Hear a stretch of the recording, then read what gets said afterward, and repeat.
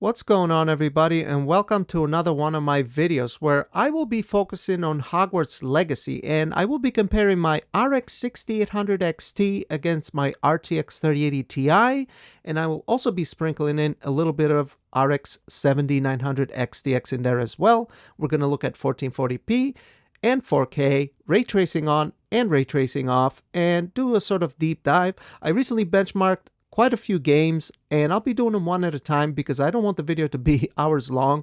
Now, what's also interesting about this data as well is that a 6800 XT is practically identical to a 7800 XT as far as performance goes. So this data can be valuable for those that are in the market for GPU, and I don't have a 7800 XT. And then the 3080 Ti is practically identical to the RTX 4070 Super. I've been looking at a bunch of the benchmarks, and I'm using Tech Power Up website here. I know it's not 100% accurate, but it gives us an idea of what sort of to expect. So let's not waste any more time and dive into the numbers. So we're going to start with 1440p native ray tracing off. And this here's the settings for the 6800 XT. And we've essentially put all the settings to ultra with ray tracing off. And then this is our RTX 3080 Ti, essentially the same exact settings. And I've also gone ahead and manually overclocked all these GPUs, and they're not like your ordinary GPUs either. The 6800 XT is ROG Strix water-cooled hybrid. 3080 Ti is a Strix OC as well, manually overclocked. And the 7900 XTX is a Sapphire Nitro Plus, also overclocked to as high as I can get it, okay? Now, this game is known to be very badly optimized, especially on the CPU front. I would say it's mostly on the CPU front. And I'm walking around Hogsmeade here, which is the epicenter of it all, okay? Now, you're going to see that even with the 7800 X3D, we're hitting CPU limits here left and right, especially when we turn on ray tracing is quite bad. Now, the way I did this is I installed the drivers, and then the game does its shader pre-caching, and then I also walked around the area that I'm benchmarking here twice on each GPU to sort of warm up the shaders, right? Because it's supposed to represent the type of performance you'd be getting if you were playing the game, right? So this is what we're doing here, and the 6800 XT is actually doing really well here. Although if you do look at the GPU utilization, the 3080 Ti is almost consistently below 99%. And I'm going to add the 7900 XTX here so that you can see the 7900 XTX, which is much faster than the 3080 Ti in rasterization. It too is CPU limited a lot of the times, as you can see here. And we're almost hitting 3 gigahertz on the 7900 XTX. So it will be essentially a walk around and then a run around Hogsmeade. But overall, I mean, we're doing pretty good. The 6800 XT is doing really well here. Now we're going to go with 1440p ray tracing. And here we'll be using FSR quality for the Radeon GPUs, and we'll be using DLSS quality for the RTX 3080 Ti. So that was our 6800 XT settings, and this here's our RX 7900 XTX settings with everything to ultra, and then RT reflections, shadows, and ambient occlusion enabled. And same thing for the RTX 3080 Ti.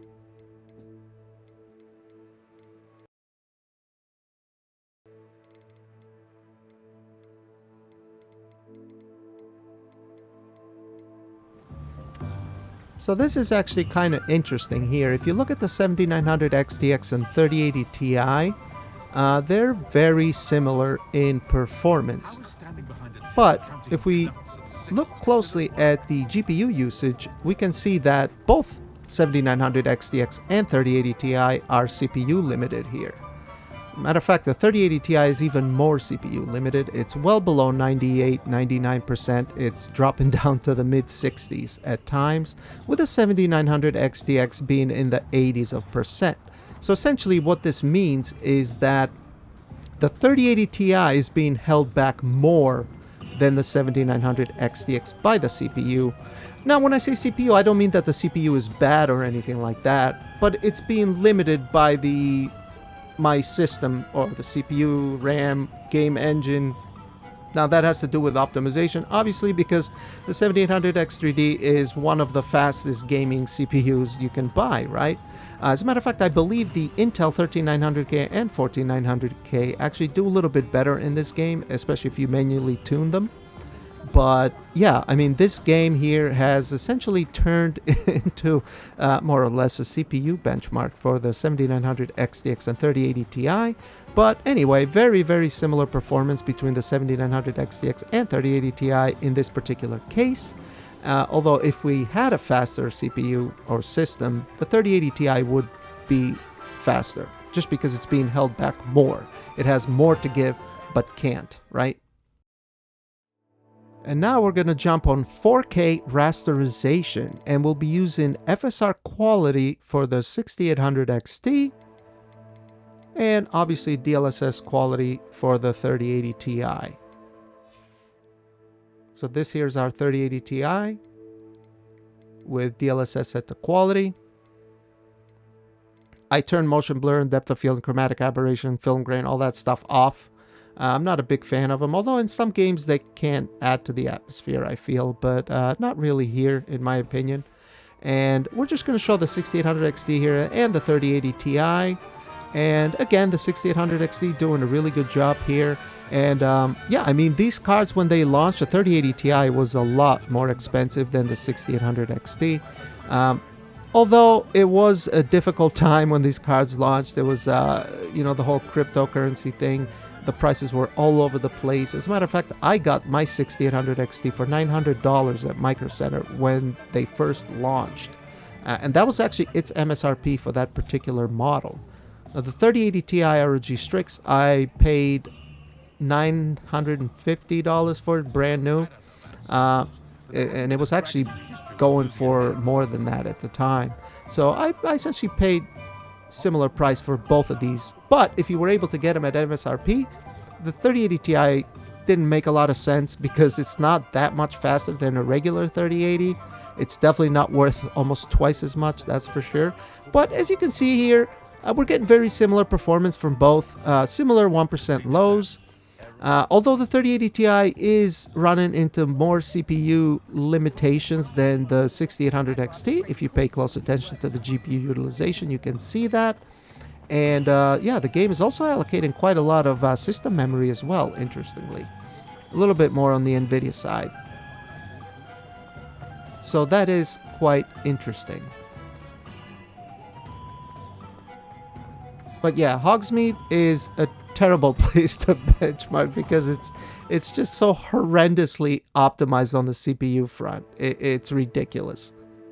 Now this here will be our 4K ray tracing run, and we're using FSR and DLSS on balanced.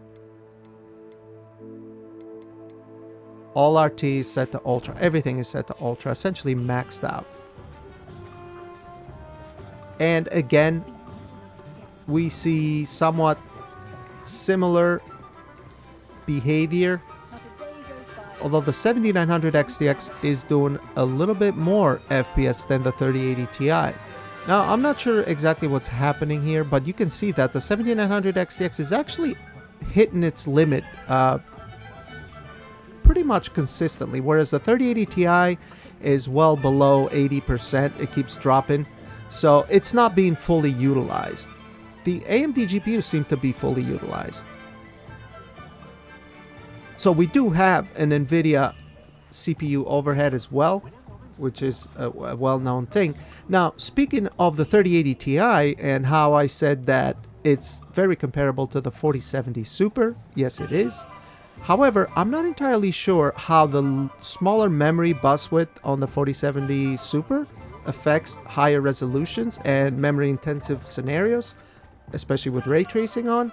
I mean, it does have a lot more L2 cache, which should help with a smaller memory bus, but I have a feeling that the 3080 Ti and 3090 would have an advantage over the 4070 Super at 4K resolution.